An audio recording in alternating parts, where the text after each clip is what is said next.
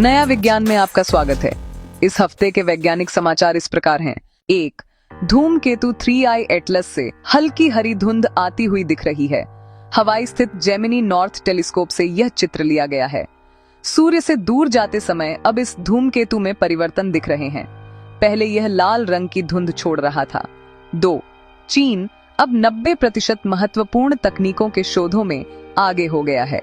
Australian strategic policy institute के अनुसार इस साल की ओर भावी 74 महत्वपूर्ण तकनीकी शोधों में से चीन ने 66 में विश्व भर में पहली रैंक हासिल की है।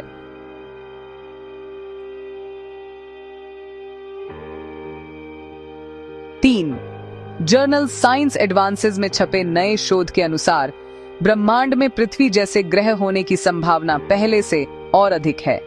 सुपरनोवा से उचित दूरी होने के कारण सूर्य जैसे तारों के पास पृथ्वी जैसे चट्टान वाले ग्रह होने की संभावना 10 से 50% है।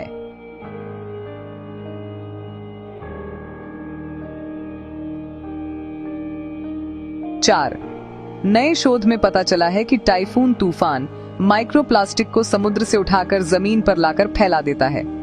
यह शोध एनवायरमेंटल साइंस एंड टेक्नोलॉजी में छपा है। माइक्रोप्लास्टिक की माप चीन में आए टाइफून के आते समय ली गई थी।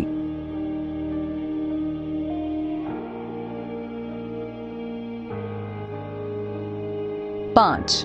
हिब्रू यूनिवर्सिटी के वैज्ञानिकों ने प्राकृतिक बारिश से प्रेरित होकर वातावरण से कार्बन डाइऑक्साइड सोखने का तरीका ढूंढा है। इसमें समुद्र के पानी और कार्बन डाइऑक्साइड को डोलोमाइट के पत्थरों के स्तंभ से होकर गुजारा जाता है। ऐसे रिएक्टरों को फैक्ट्री की चिमनी से जोड़ा जा सकता है। 6. यूनिवर्सिटी ऑफ बॉन जर्मनी के शोधकर्ताओं ने मछली से प्रेरित होकर माइक्रोप्लास्टिक को अलग करने वाला फिल्टर बनाया है।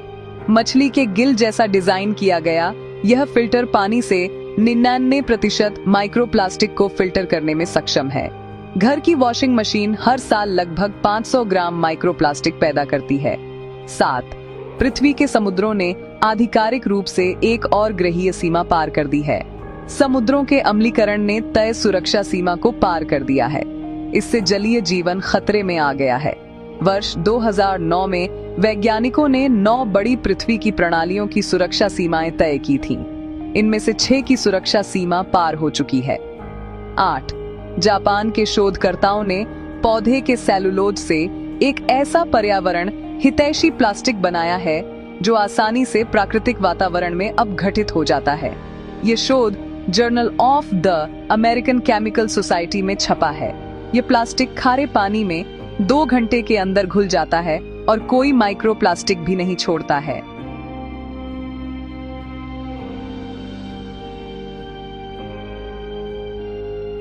9.